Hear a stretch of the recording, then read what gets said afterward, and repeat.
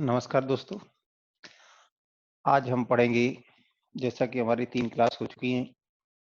कल की क्लास थोड़ी-सी ज़्यादा लंबी हो गई थी। मैं कोशिश करूँगा उसे थोड़ी-सी कम करें, 50 मिनट 60 मिनट के आसपास चलती रहेगी।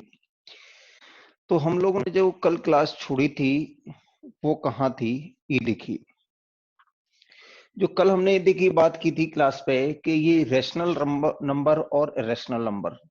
तो रैशनल और इरेशनल की जो वो मैंने जो डेफिनिशन बताई थी कि जिन नंबर्स को हम P अपॉन Q के फॉर्म में रिप्रेजेंट कर सकते हैं उन्हें हम रैशनल कहते हैं, और जिन्हें P अपॉन Q के फॉर्म में रिप्रेजेंट नहीं कर सकते उन्हें कहते हैं इरेशनल।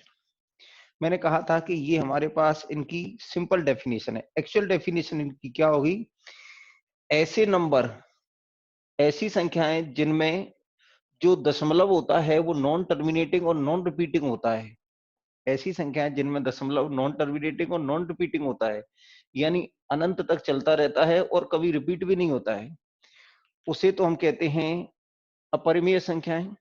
और ऐसी संख्याएं जिनमें दशमलव या तो ऐसी संख्याएं जिनमें दशमलव ऐसी संख्याएं जिनमें दशमलव या तो शांत होता है या भले ही नॉन टर्मिनेटिंग हो पर रिपीटिंग हो जाए, तो उनको हम क्या कहते हैं?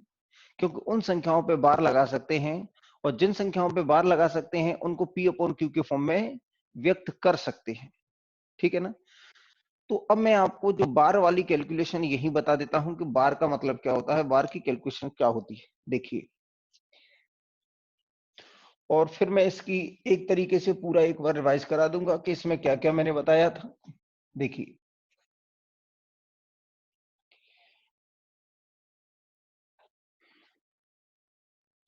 अब जैसे अगर हम बात करें, हमने कहा आपसे बार कैलकुलेशन क्या होती है।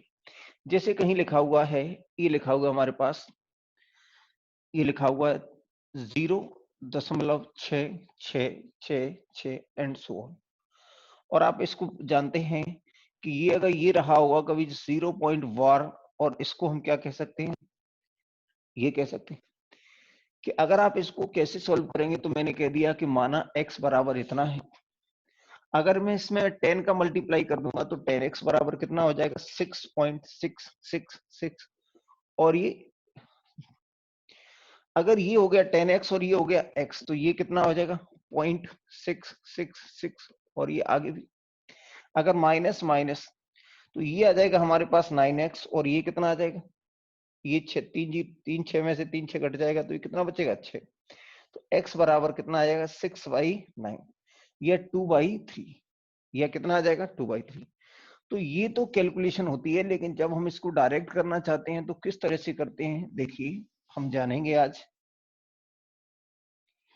देखिए, यानी अगर हम देखें कि ये लिखा हुआ है, कि अगर हम इसको देख सकते थे कि ये लिखा हुआ है 0 दशमलव और ये क्या लिखा हुआ है? 6 का बार। अगर इसको डायरेक्ट कैलकुलेट करना था तो ये 6/9, यानी एक संख्या पर बार है, तो क्या हो जाएगा हमारे पास? यानी सीधा सीधा हम हटा सकते हैं और इसको लिख सकते हैं 2/3। अगर हमें समझना है कि ये कैसे आता है 9, तो आपने देखा किस तरीके से आता है। मैंने कुछ और एग्जांपल लिए आपके लिए। जैसे ये लिखा हुआ है हमारे पास 0 दशमलव, ये लिखा हुआ है 2 3 का बार। तो इसको कैलकुलेट करने के लिए वही करेंगे कि माना कि x बराबर कितना आ जाएगा, तो ये आ जाएगा 0.2323 और ये 2 3 एंड सो ऑन। यहाँ अगर मैं 100 का मल्टीप्लाई कर दूं तो इसमें क्या आ जाएगा? ये 2.3 2 3 2 3 और ये 2 3 एंड सो ऑन। अब आप देखेंगे कि अगर मैं इसको यहाँ ले आऊं तो ये हो जाएगा x, और ये आ जाएगा 0.2323 और ये 2 3। अगर मैं इसको कम कर देता हूं, ये और ये कम कर देंगे, तो ये बचेगा 99x और ये बचेगा 23। यानी x बराबर कितना आ जाएगा? यानी 23/99। x बराबर आ जाएगा हमारे पास 23/99। अगर हम इसको डायरेक्ट करना चाहते तो इसको भी सीधे सीधे ऐसे इस तरह से कर सकते थे कि जैसे ये लिखा हुआ है 0.23 का बार। तो ये जो बार को हटाते हैं तो क्या कर देते हैं, जितने पर बार है उतने 9 नीचे ले आए, तो ये आएगा 23/99। इस तरह से इसको डायरेक्ट किया जा सकता है। अगर 3 संख्याओं पर भार है, मान लीजिए, देखिए ये इस तरह से लिखा हुआ है,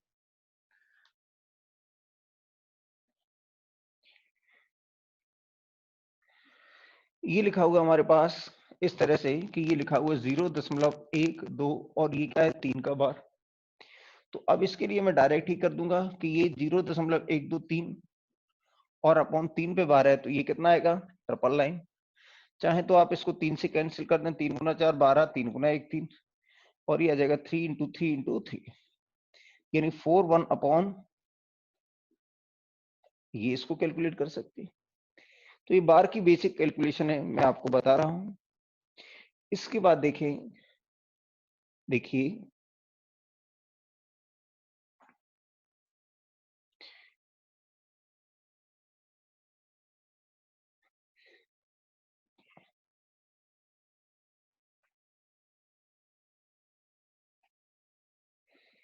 जैसे मैंने कहा आपसे कि ये लिखा हुआ है 0.12 और ये 3, ये बार लगा हुआ है।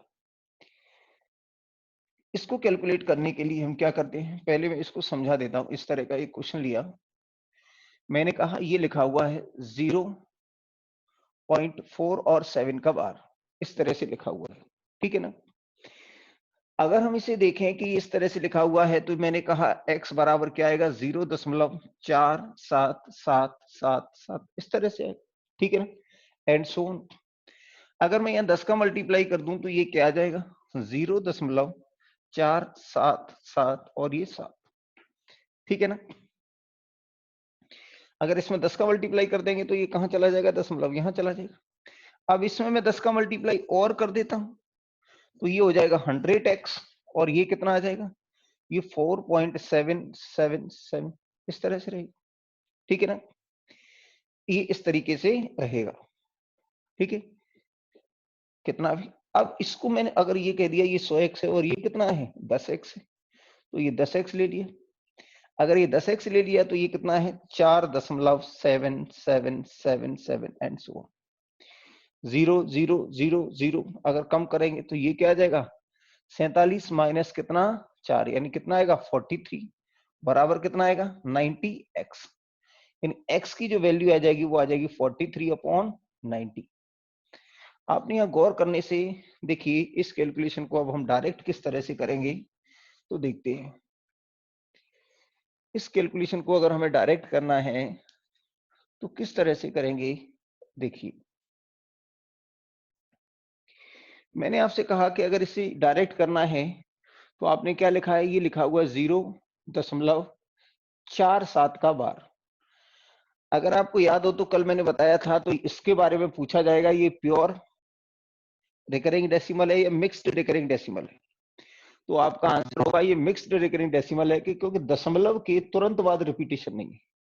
ये क्या एक स्थान ये 4 है और इसके बाद रिपीटेशन है, तो अगर पूछा जाए तो ये कैसा है मिक्स्ड रिकरिंग डेसिमल, ठीक है ना। अगर मैं इसको अगर डायरेक्ट सॉल्व करूं तो इसको डायरेक्ट सॉल्व करने का तरीका होता है 4.7, कितने पे बार है एक संख्या पे तो 9, कितने पर नहीं है तो जिन पे बार है उनका 9, और जिन पे नहीं है दशमलव के पहले इस पे नहीं है तो ये 0, और -4, तो ये आ जाएगा 43/90। देखिए ये आया है। तो अब इस तरीके से और भी क्वेश्चन अगर मान लीजिए हमारे पास इस तरह से लिखा हुआ है कि ये लिखा हुआ है 0.123 का बार, इसको कैसे कैलकुलेट करेंगे, तो ये हो गया 123, कितने पे बार नहीं है, तो आपने कहा 1 और 2 पर, ये कितने पर बार है 1 पर, तो 1 9, और जितने पर नहीं है तो 1 2, तो उतने 0। इसको कैलकुलेट करेंगे, 12 यहां से चला गया तो कितना बचेगा 11, 111 बटे कितना 900, 3 से और कैंसिल कर सकते हैं, ठीक है ना। इस तरीके से हो सकता है। अगर मान लीजिए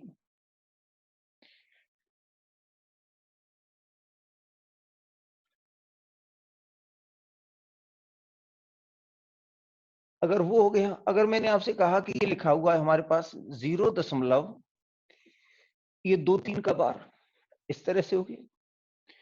तो इसमें आप क्या करेंगे कि ये क्या है, 2 संख्याओं पे बार है, यानी ये लिखेंगे 1 2 3। कितने पे बार नहीं है, 1 पर। तो जितने पर बार है उतना क्या आएगा, 9। जिस पे नहीं है उतना 0, यानी ये आ जाएगा 122 अपॉन 990। और भी आप 2 से 3 से जिससे भी कैंसिल होता है आप कर सकते हैं, ठीक है।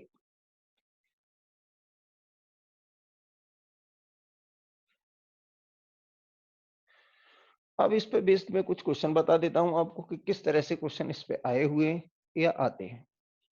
देखिए, अगर हम बात करें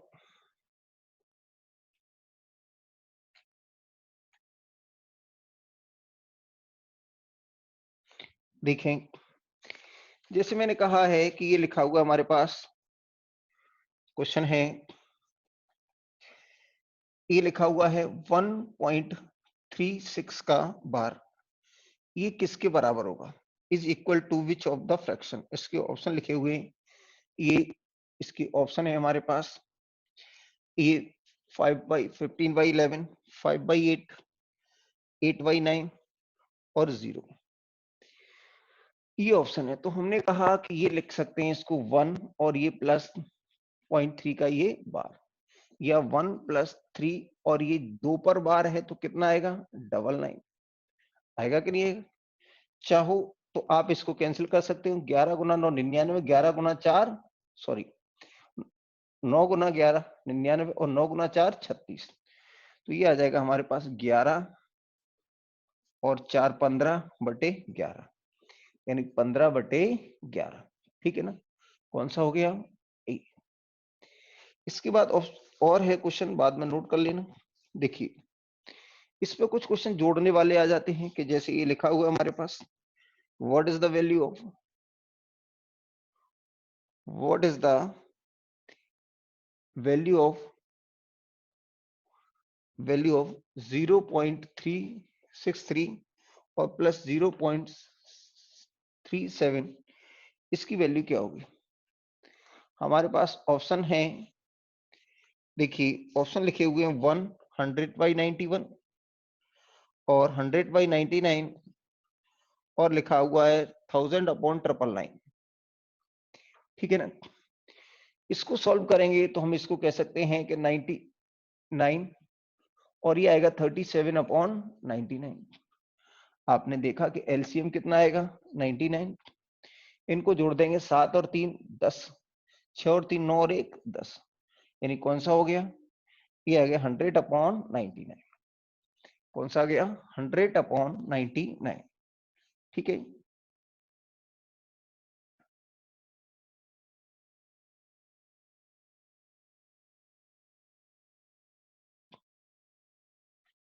देखिए, इसके बाद अगर हम बात करें, जैसे क्वेश्चन लिखा हुआ है हमारे पास, ये कहा गया है कि इसको 2.6 का बार और -1.9 का बार, इसका आंसर क्या होगा। तो ऑप्शन लिखे हुए हमारे पास 0.6 का बार, 0.9 का बार, 0.7 का बार और 0.7, ये ऑप्शन लिखे हुए। सबसे पहले तो इसको लिखो 2 पॉइंट और ये आएगा 6/9। ये 2 पॉइंट, तो पॉइंट की जगह क्या हो गया, ये प्लस, और ये 6/9 माइनस, ये आएगा 1 और ये आएगा 9/9। हाँ या ना, ये क्या आएगा 9 बार है तो 9/9, यानी कितना हो गया, ये 1, यानी ये आ जाएगा 2 + 6/9 और कितना आएगा माइनस ये 1 + 1, यानी 2 + 2/3 और -2, ये और ये क्या हो गया, कैंसिल। यहां से आप 2 से ये कितने आएगा, 0.666 और डॉट डॉट, यानी कितना आएगा 0.6 का बार, यानी कौन सा हो गया, ये, ठीक है। इस तरह की बार पर कैलकुलेशन आती है, क्योंकि बार की कैलकुलेशन यहाँ ये जो बार है वो हमारा रेशनल नंबर से रिलेटेड है, तो क्यों ना यही बता दिया जाए। बाकी जब मैं सिंप्लीफिकेशन बताऊंगा तो उसमें भी क्वेश्चन आते हैं, तो वहां भी कुछ अच्छे क्वेश्चन की बात करेंगे। यहाँ अभी मैं बेसिक क्वेश्चन बता रहा हूं। देखिए इस तरह के हो गई, ये तो हो गई हमारी बार की कैलकुलेशन। इसके बाद देखें, देखिए इसके बाद हमारे पास एक छोटी सी जो बात बतानी थी, एक आता है हमारे पास, कभी कभार प्रश्न पूछ लिया जाता है, फेस वैल्यू और place value. Face value and place value, स्थानीय मान और जातीय मान। कभी कभी छोटे मोटे क्वेश्चन पूछ लिए जाते हैं, तो हम लोग आज उनकी बात कर लेते हैं। ठीक है,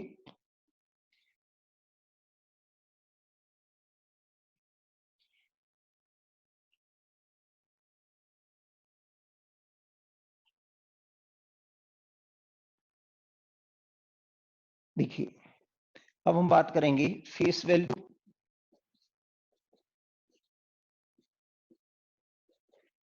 एंड प्लेस वैल्यू।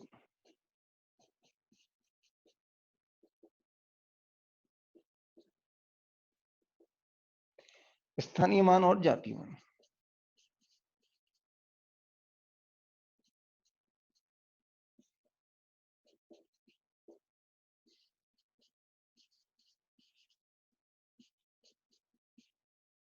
देखिए स्थानीय मान और जातीय मान की अगर हम बात करें, तो इसमें जैसे हमने कोई एक संख्या लिख दी, ये लिखा हुआ है 1 2 3 और ये 4, ठीक है ना। स्थान के हिसाब से मान और जाति के हिसाब से मान, यानी फेस वैल्यू और प्लेस वैल्यू। फेस वैल्यू का मतलब क्या है कि जो अंक है वही उसकी वैल्यू होगी। जैसे मैं पहले बात कर लेता कि इसकी सभी की मैंने कहा प्लेस वैल्यू बताओ, इनकी क्या है प्लेस वैल्यू की बात की मैंने, ये है प्लेस वैल्यू। अगर मैं 4 की प्लेस वैल्यू क्या होगी, तो 4 पहले स्थान पे है तो 4 की प्लेस वैल्यू 4 ही होगी। ये दूसरे स्थान पर है तो ये कितने हैं, 1, और ये दूसरे स्थान पे है तो इसके बाद कितनी संख्याएं हैं, 1, तो 1 जीरो। यहां आप देखेंगे कि ये 2 है तो इसके बाद कितनी संख्याएं हैं, तो इसके बाद 2 संख्याएं हैं तो 2 जीरो। इसके बाद हमारे पास क्या है, ये लिखा हुआ है 1, और 1 के बाद में जितनी संख्याएं उतने जीरो लगा देते हैं। तो आपने कहा कि 4 की प्लेस वैल्यू 4 ही रहेगी, 3 की, 3 के बाद जितनी संख्याएं हैं तो एक संख्या है तो 1 जीरो, 2 के बाद 1 और 2, 2 संख्याएं तो 2 जीरो, 3 के बाद 1 2 3 संख्याएं तो 3 जीरो। ये हमारा हो गया स्थान के हिसाब से मान, ठीक है ना।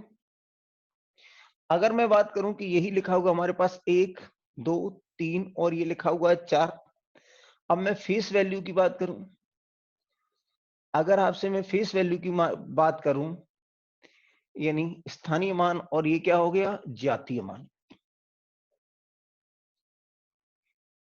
जातीय मान, ठीक है ना, स्थानीय मान और जातीय मान। तो यहां क्या है कि 4 का जातीय मान 4 होगा, 3 का जातीय मान 3 होगा, 2 का जातीय मान 2 होगा और 1 का जातीय मान 1 होगा। यहां जो सबसे महत्वपूर्ण बात है वो क्या है, देखिए जातीय मान तो जो संख्या है वही उसका जातीय मान है। फेस वैल्यू का मतलब अगर 4 है तो 4 की फेस वैल्यू 4, 3 की फेस वैल्यू 3, 2 की फेस वैल्यू 2 और 1 की फेस वैल्यू 1।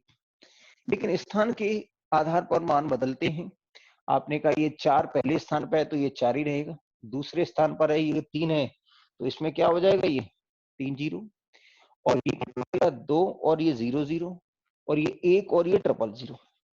इसमें देखने वाली बात है, वो सबसे जो महत्वपूर्ण बात है जिसपे कभी कभी प्रश्न पूछ लिया जाता है, वो ये है कि जो यूनिट डिजिट है, यानी हम कहें कि जो अंतिम अंक है, उसका फेस वैल्यू और प्लेस वैल्यू एक समान होती है। आप देख रहे हैं कि यहां भी 4 की वैल्यू 4 है और यहां भी 4 की वैल्यू क्या है, 4 है। तो जो अंतिम अंक होता है उसकी फेस वैल्यू और प्लेस वैल्यू कैसी होती है, समान। जो लास्ट डिजिट होता है उसकी फेस वैल्यू और प्लेस वैल्यू क्या होती है, समान। देखो यहाँ ये भी 4 आया है, ये भी 4 आया है, यहाँ ये 30 आया है तो यहाँ 3 आया है, यहाँ ये 200 आया है तो 2 आया है, यहाँ ये 1000 आया है तो यहाँ 1 आया है। तो यहाँ देखिए 1001 है या 202 है या 30 और 3 है, लेकिन ये 4 और ये 4 है। इसका मतलब ये है कि किसी भी संख्या में प्लेस वैल्यू और फेस वैल्यू किसकी समान होती है? संख्या के अंतिम अंक की प्लेस वैल्यू और फेस वैल्यू कैसी होती है? समान होती है। ठीक है ना? देखिए कभी कभी इसी में इस तरह से क्वेश्चन आ जाता है कि आपसे कहेगा कि कोई संख्या है, ये मैंने लिख दिया, ये 1 5 7 3 2 ये लिखा हुआ, इस तरह से संख्या लिखी हुई है। अब आपसे कहेगा कि इसमें ये बताएगा आपसे कि जो 5 है उसकी प्लेस वैल्यू और उसकी फेस वैल्यू में डिफरेंस बताएं। क्या बताना? 5 के स्थानीय मान और जातीय मान में अंतर बताएं। तो आपने सबसे पहले क्या देखा? सबसे पहले देखा 5 का स्थानीय मान, तो 1 2 3। तो 5 का स्थानीय मान कितना आ गया? ये क्या आ गई है? Place value.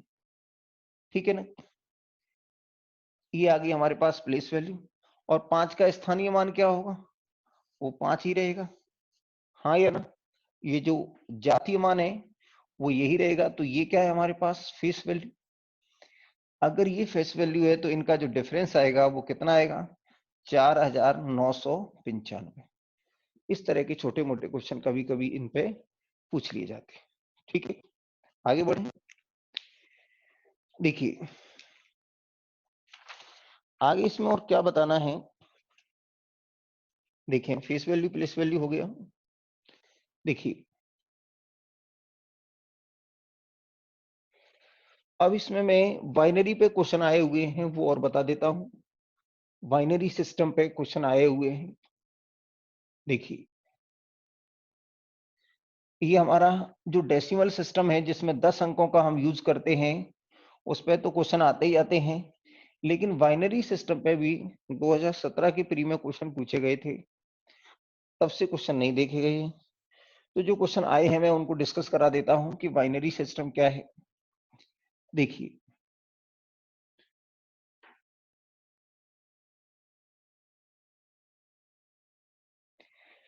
अगर मैं आपसे बात करता हूं कि बाइनरी सिस्टम क्या है, देखिए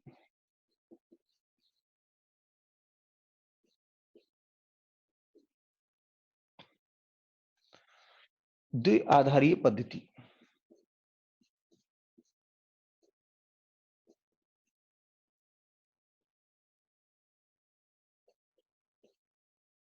ठीक है ना?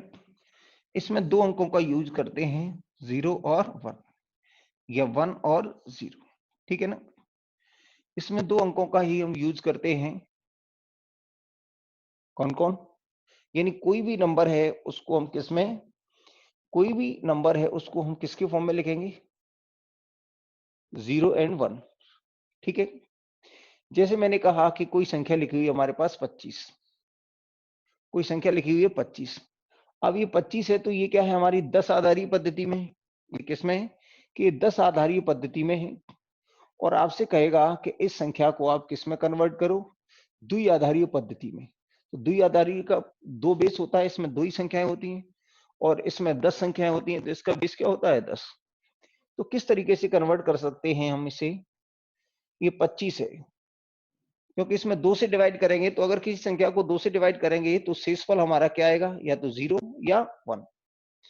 तो यहां से मैंने इसको 2 से डिवाइड किया तो 12 दूने 24, एक शेषफल बच गया। फिर इसको 2 से डिवाइड किया तो 6 दूने 12, 0 शेषफल बच गया। फिर इसको 2 से डिवाइड कर दिया 3, 0 शेषफल बच गया। फिर आपने कहा कि इसको 2 से डिवाइड किया तो 2 गुना 1 2, एक शेषफल बच गया। फिर यहां से 2 से डिवाइड किया तो भाग गया ही नहीं, क्या बच गया? शेषफल। अब इसको लिखने का तरीका हम कहां से है? यहां से है। तो ये लिखा हुआ 1 1 0 0 1, यानी क्या हो गया?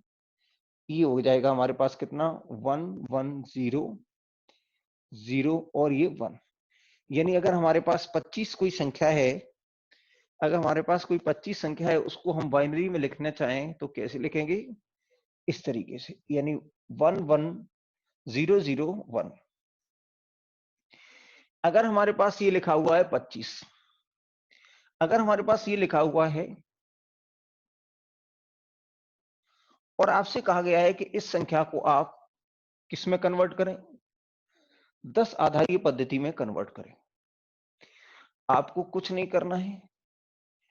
देखिए, यहां हम कहेंगे 2 की घात 0 प्लस, यहां 2 की घात 1, 2 की घात 2, 2 की घात 3, 2 की घात 4, इस तरीके से लिखते जाएंगे। और जब समझ में आ जाएगा तो फिर और सॉर्ट कर सकते हैं। जैसे ये लिखा हुआ था हमारे पास 1 1 0 0 और ये 1, इसको हमें कन्वर्ट करना था। तो यहां से शुरुआत की हमने। ये क्या आएगा, 2 की घात 0 प्लस 2 की घात 1 प्लस 2 से डिवाइड कर रहे हैं ना, 2 की घात 2, 2 की घात 3, 1 2 3 4 5, तो 2 की घात 4 तक ही जाएगा। 1 2 3 4 5, ये 0 है तो 0 और 0 इसको हटा दो, ठीक है ना। तो यहाँ 2 की घात 1 की वैल्यू कितनी आएगी, 2 की घात 0 की वैल्यू 1, ठीक है ना, प्लस 2 की घात 3 की वैल्यू 8, 2 की घात 4 की वैल्यू 16। इनको अगर आप जोड़ देंगे तो 8 16 और 8 24 और 1 25। इसका मतलब ये है कि ये जो द्विआधारीय पद्धति है, इसको 10 आधारीय पद्धति में क्या लिखेंगे हम, 25, ठीक है ना। एक दो क्वेश्चन में और करा देता हूं जो क्वेश्चन आए हुए।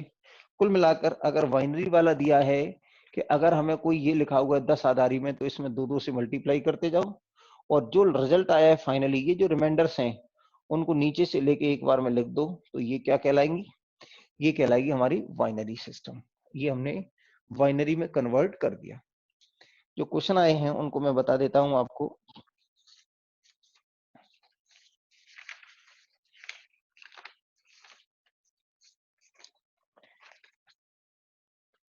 देखिए,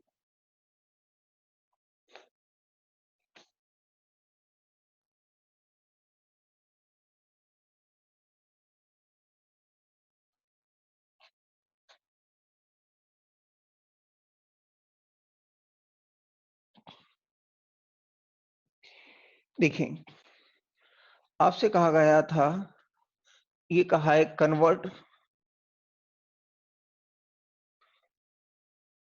कन्वर्ट डेसिमल 99 टू बाइनरी,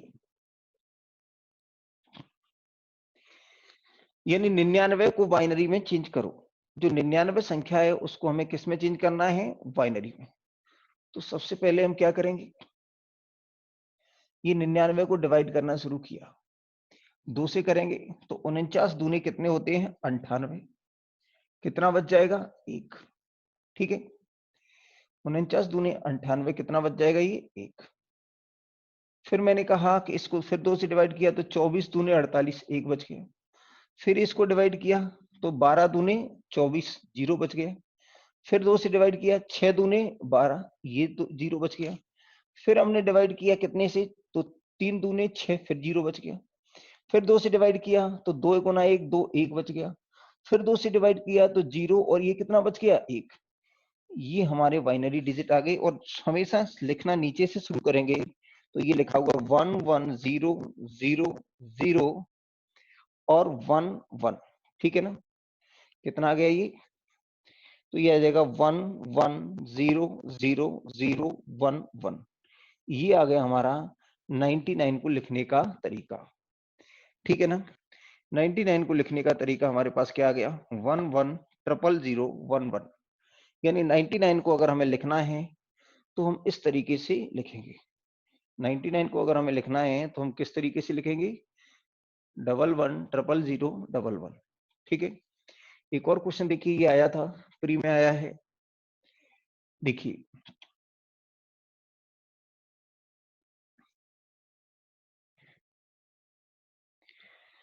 इसके बाद एक और संख्या लिखी हुई है कि ये लिखा हुआ है 101। अब ये यहां लिखना होगा, नहीं तो ये बाइनरी भी लग रहा है, क्योंकि 101 से लिखी हुई है संख्या, तो ये बाइनरी में लिखी हुई है या डेसिमल सिस्टम में लिखी हुई है, तो ये बताना पड़ेगा। अगर 12 लिखा हुआ है तो ये तो क्लियर है। अगर बाइनरी और डेसिमल में से किस में लिखी हुई है 12, तो यहाँ बेस लगाने की जरूरत नहीं है। जब दो में केवल पूछे कि बाइनरी है या डेसिमल है, तो बाइनरी में तो केवल 2 अंक होते हैं, लेकिन ये पक्का है कि इसमें 2 आ गया तो ये डेसिमल होगा। लेकिन अगर ये लिखा हुआ है तो इसको बताना होगा कि ये बाइनरी है, तो मैंने कहा ये 10 आधारीय पद्धति में है 101, और इसको किस में लिखना है? इसको लिखना है हमें किसमें? द्वि आधारीय पद्धति में, यानी convert 1012 to binary, convert decimal 1012 to binary, यानी 101 को बाइनरी में चेंज करो। तो वही हम डिवाइड कर लेंगे। ये लिखा हुआ है 101, 2 से डिवाइड किया तो 2 से डिवाइड करेंगे तो 50 दूनी 100, कितना बच गया? 1। फिर ये आ जाएगा हमारे पास 25 दूनी 50, कितना बचेगा? 0। फिर 12 दूनी 24, कितना बचेगा? 1। फिर 2 दूने ये 6 दूने 12, 0 बच गया। फिर आपने कहा 3 दूने 6, फिर 0 बच गया। फिर आपने कहा 3 गुना 1 3, फिर 1 बच गया। फिर 2 गुना 0, और ये क्या बच गया? 1। इस तरीके से आपने देखा कि ये आ जाएगा हमारे पास, कितना आ गया? ये आ गया। यहां से नीचे से लिखना शुरू करेंगे ये ऐसे। तो आपने कहा 11000101, ये बाइनरी में आ गया कि 101 को बाइनरी में लिखना है, तो किस तरीके से लिखेंगे? 11000101, ठीक है ना? अब मैं इनमें से किसी एक बाइनरी को लेके आपको डेसिमल में कन्वर्ट करा देता हूं, क्योंकि दोनों पर ही पूछा है, या एक जो पूछा है क्वेश्चन वही बता देते हैं कि आपसे पूछा है इसे बाइनरी में कन्वर्ट करो या डेसिमल में कन्वर्ट करो। देखिए,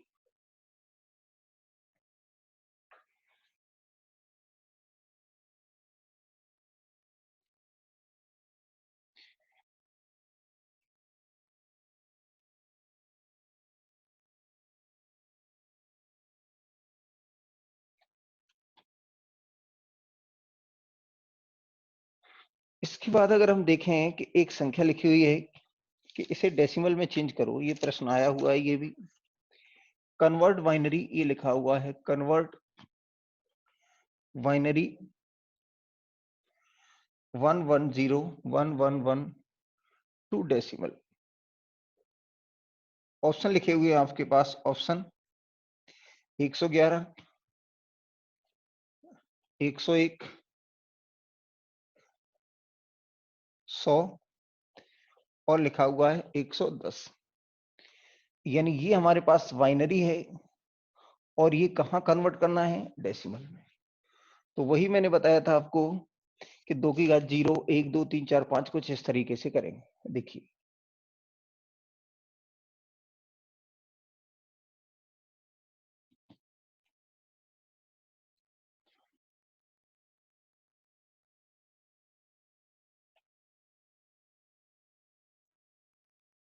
देखें आपके पास लिखा हुआ है कि ये लिखा हुआ 11011111, इतनी बड़ी संख्या है, इसको हमें कन्वर्ट करना है कहाँ? ये आएगा 2 की घात 0 प्लस 2 की घात 1, 2 की घात 2 और 2 की घात 3। जहां 0 है उसको आप लिखने की जरूरत नहीं है, ये 2 की घात 4 है, लेकिन इसका 0 से मल्टीप्लाई करेंगे तो इसका कोई मतलब नहीं रह जाता। ये 2 की घात 5 और ये 2 की घात 6, 1 2 3 4 5 6 7। अगर 7 अगर इसमें अंक है तो ये 6 तक ही जाएगा, क्योंकि 1 2 3 4 5 6 और 1 0, यानी कितना? 7। तो हमारे पास क्या बच गया? ये आ जाएगा 2 की घात 6 यानी 64, 2 की घात 5 यानी 32, 2 की घात 3 यानी 8, 2 की घात 2 यानी 4 और 2 की घात 2 यानी 2, और ये कितना आएगा? 1। आप डायरेक्ट ही कर लेते कि ये कितना है? 64, ये 32, 8 4 2 और ये 1। 64 और 32 96, 96 और 8 104, 108, 110 और 111। आप एक बार जोड़ लेना, कितना आ जाएगा? ये 111। यानी ये जो बाइनरी है वो हमारा कितना? 32 और ये 96, 96 और 8 104, 104 108 110 और 111, ठीक है ना? इस तरीके से ये कन्वर्ट किया जा सकता है, ठीक है। ये हो गया हमारे पास हेक्साडेसिमल। ऑक्टाडेसिमल पर क्वेश्चन अभी आए नहीं है, तो उन पे बताने का कोई मतलब बनता नहीं है, ठीक है ना। इस पे भी 17 के प्री में आए थे, उसके बाद इस पे भी क्वेश्चन नहीं देखे जा रहे हैं। देखिए, आपने नोट कर लिया होगा। अब इसमें क्या बातें और बतानी है, फेस वैल्यू प्लेस वैल्यू बता दी आपको, बार वाली कैलकुलेशन भी बता दी। अब देखिए जो प्राइम नंबर्स की कैलकुलेशन थी कि प्राइम नंबर्स को किस तरीके से देखते हैं। देखिए जैसे मैंने कहा कि ये लिखा हुआ है हमारे पास,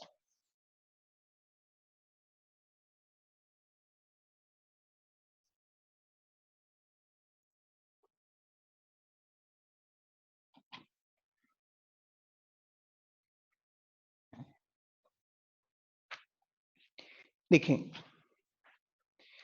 जैसे मैंने आपसे कहा कि प्राइम नंबर जैसे 161 लिखा हुआ है,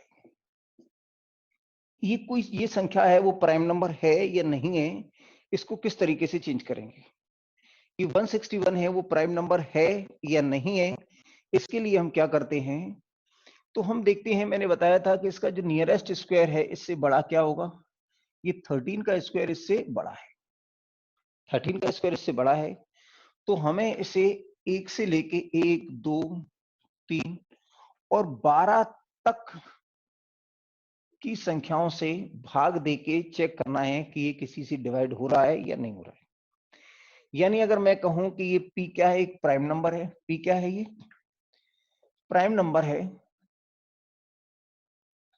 और ये हमारे पास तो ये p है, ये प्राइम नंबर है, तो इसको चेक करने का क्या तरीका होगा, अगर कोई संख्या ये p प्राइम है तो इसको चेक करने का क्या तरीका होगा, ये n स्क्वायर, और अगर ये n स्क्वायर यानी ये जो कोई p संख्या है उससे बड़ा स्क्वायर क्या है, n स्क्वायर उससे बड़ा है, तो n-1 तक भाग देना है, n-1 तक चेक करना है, डिवाइड करके चेक करना है, देखना है, भाग देके देखना पड़ेगा। जैसे मैंने कहा कि ये 13 का स्क्वायर है, 13 का स्क्वायर 161 से ज्यादा है, तो हमें ये 13, तो 13 का n-1 निकालेंगे तो कितना आएगा, 13-1 यानी 12 तक चेक करना पड़ेगा। जैसे 161 है, इसको हमें पहले 1 से डिवाइड करने की जरूरत नहीं होती है, क्यों, क्योंकि 1 हमेशा क्या होती है, 1 हमेशा तो सभी का फैक्टर होती है। दूसरा, अगर ये ऑड नंबर है तो हमें ना तो 2 चेक करना है, ना 12 चेक करना है, ना 4 चेक करना है, ना 6, यानी कोई भी इवन नंबर चेक नहीं करनी है, क्योंकि जो विषम संख्या होती है, जो ऑड नंबर होती है, वो हमेशा ऑड नंबर से ही डिविजिबल होगी, अगर होगी तो। कोई भी ऑड नंबर इवन नंबर से कभी भी कंप्लीटली डिवाइड नहीं हो सकती। तो हमें 12 तक की संख्याओं में क्या आएगा, 3 5 7 9 और 11, यानी 161 को हमें केवल कहां तक चेक करना है, 11 तक। इसके अंकों का योग 8 है तो 3 से नहीं कटेगा, इसके लास्ट में 1 है तो 5 से नहीं कटेगा, और इसके अंकों का योग 8 है तो 9 से भी नहीं कटेगा। ठीक है, अब आपने कहा 7 से कैंसिल करते हैं, तो 7 दूने 14, कितना बचेगा फिर, ये 7 दूने 14, 2 बच गया, 7 गुना 3 21, 7 दूने 14, कितना बचेगा 2, 7 गुना 3 21, यानी ये क्या है, डिविजिबल है, तो ये नॉट प्राइम। ये कौन सी संख्या हो गई, कंपोजिट नंबर हो गई। कैसी हो गई जी, कंपोजिट नंबर है, ये प्राइम नहीं हुई, हमने चेक किया तो ये 7 से डिविजिबल होगी, अगर 7 से डिविजिबल हो गई तो ये संख्या क्या नहीं है, तो ये संख्या हमारी कंपोजिट नंबर नहीं है। ठीक है ना, देखिए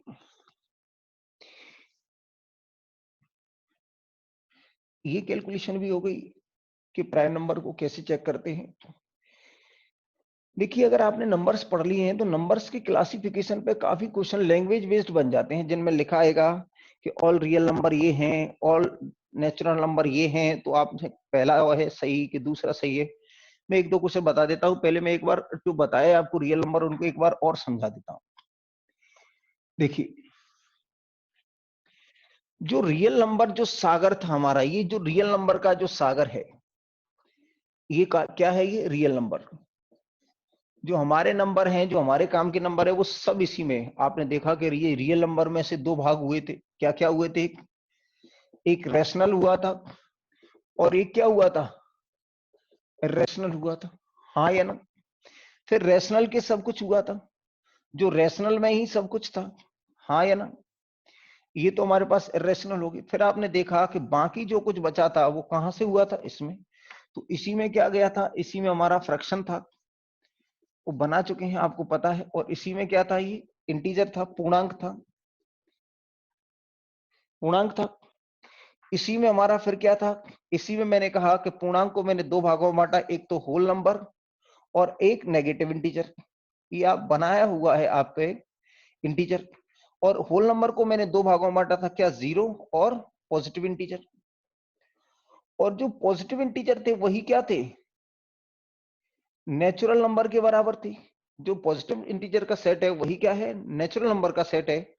तो इस तरीके से आपने देखा कि ये सभी की सभी संख्याएं, चाहे इरेशनल हो वो भी क्या है, किसके अंदर है, वो भी रियल। तो इरेशनल नंबर भी रियल नंबर होते हैं, रैशनल नंबर भी रियल नंबर होते हैं, फ्रैक्शन भी रियल है, इंटीजर भी रियल है, होल नंबर भी रियल है, नेगेटिव भी रियल है, जीरो भी रियल है, पॉजिटिव भी रियल है, और नेचुरल नंबर भी क्या है, रियल है।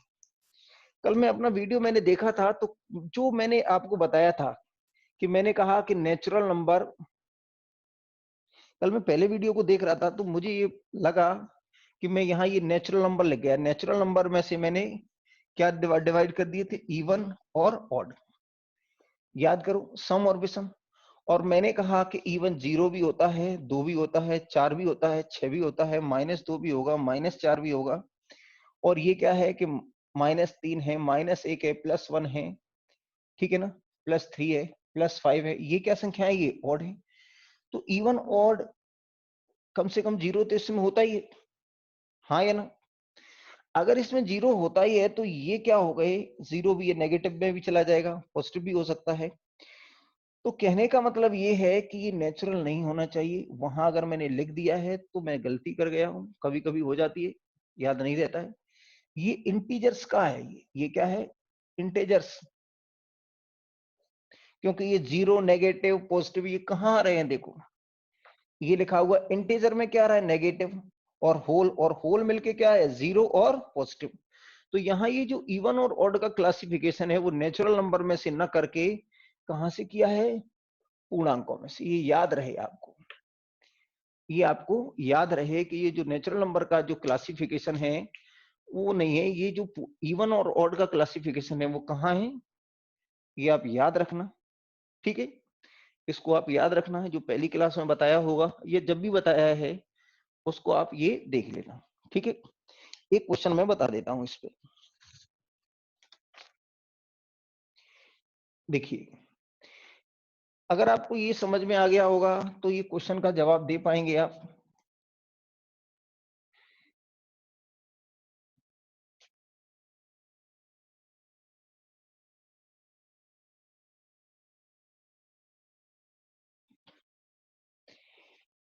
देखिए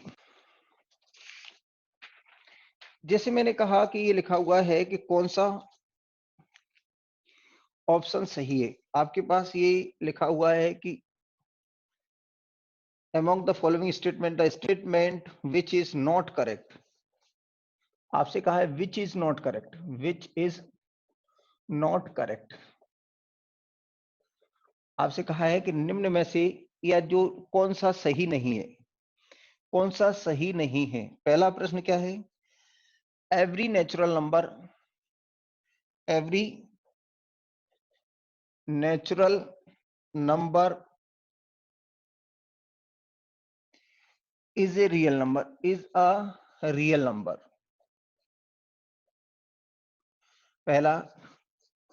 दूसरा इसमें लिखा हुआ है, पहला क्या, every natural number is a real number, यानी प्रत्येक प्राकृतिक संख्या वास्तविक संख्या होती है। आप लिख लेंगे, मैंने जैसे बोला तो आप एक बार सुन लेंगे, फिर रोक लेंगे, पीछे आगे जा सकते हैं। तो ये लिखा हुआ every natural number is a real number, यानी प्रत्येक प्राकृतिक संख्या एक वास्तविक संख्या होती है, पहला। दूसरा, every real number is rational number, is a rational number. इसका मतलब है कि प्रत्येक वास्तविक संख्या एक परिमेय संख्या होती है, प्रत्येक वास्तविक संख्या एक परिमेय संख्या होती है। दूसरे का मतलब है प्रत्येक वास्तविक संख्या एक परिमेय संख्या होती है। तीसरा लिखा हुआ है every integer, every integer is a rational number, is a rational number, every integer is a rational number, प्रत्येक पूर्णांक एक परमीय संख्या है। इसका मतलब क्या है? प्रत्येक पूर्णांक एक परमीय संख्या है। और चौथा विकल्प लिखा हुआ है every natural number is an integer,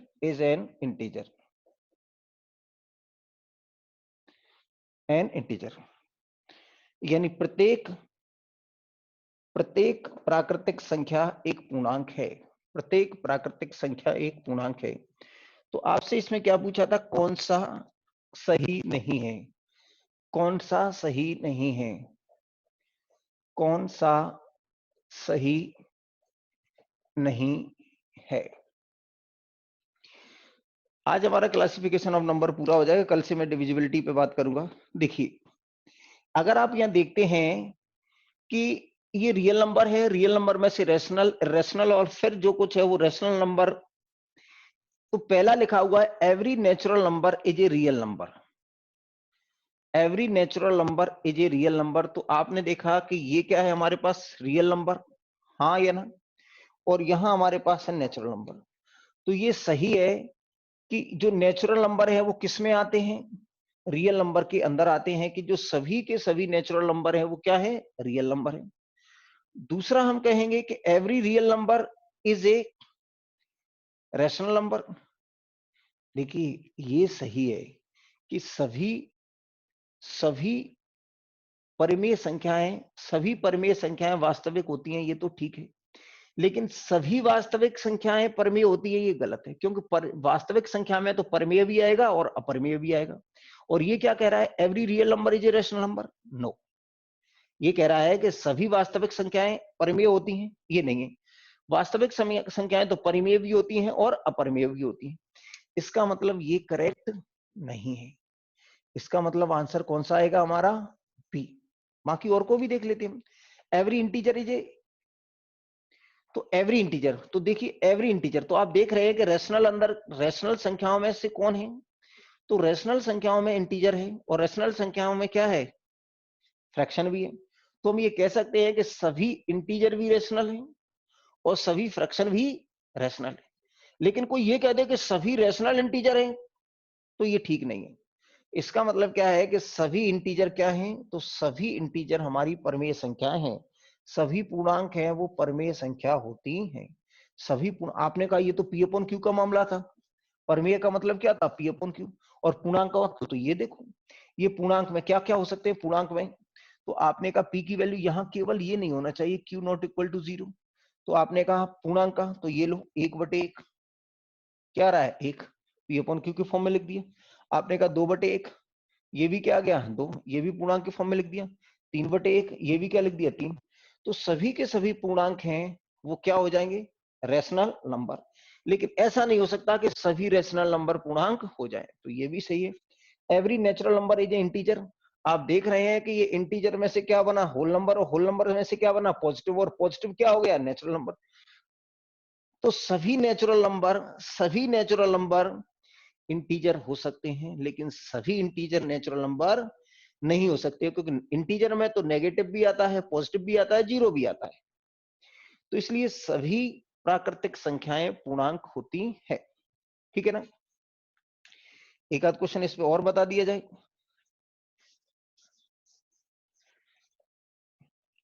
देखिए, ज्यादा बड़ा हो जाता है वीडियो, तो इस तरह के क्वेश्चन आते हैं, आप इनको लगाएं। और जो भी जिस तरह की भी आपके साथ किसी भी तरह की अगर कोई परेशानी है तो कमेंट सेक्शन में जरूर बताएं। अगर आपको लगता है कि मैं आपके लिए कुछ बेहतर काम कर रहा हूं तो आप ज्यादा से ज्यादा लोगों को बताएं कि YouTube पे क्लास चल रही है। बहुत सारे बच्चे कहते हैं कि कब तक चलेगी, कब तक चलेगी। तो मेरे प्यारे साथियों, मैंने अभी आपको पहले दिन बताया था, मैं आपके साथ किसी तरह का कोई ऐसा नहीं कहूंगा कि मैं आपसे कोई इस तरह का वादा कर दूं। मैंने आपसे कहा था कि ये 3 तारीख तक मैं क्लास लूंगा। 3 तारीख के बाद की क्या स्थिति होगी ये 3 मई के बाद ही पता चलेगा। अभी मैं 3 तारीख तक आपके साथ हूँ, लगातार साथ हूँ। ठीक है, अभी मेरे पास समय है, मैं आपके लिए वीडियो बना रहा हूँ। ठीक है ना? कल फिर मिलेंगे इसी समय। और कल जो मैं पढ़ाऊंगा उस पर सबसे ज्यादा क्वेश्चन पूछे जाते हैं एग्जाम में, डिविजिबिलिटी पे। तो कल की क्लास हमारे लिए बहुत महत्वपूर्ण होने वाली है।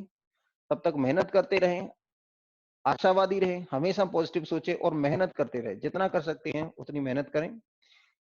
इसी के साथ हम कल फिर मिलेंगे। तब तक के लिए बाय बाय, टेक केयर।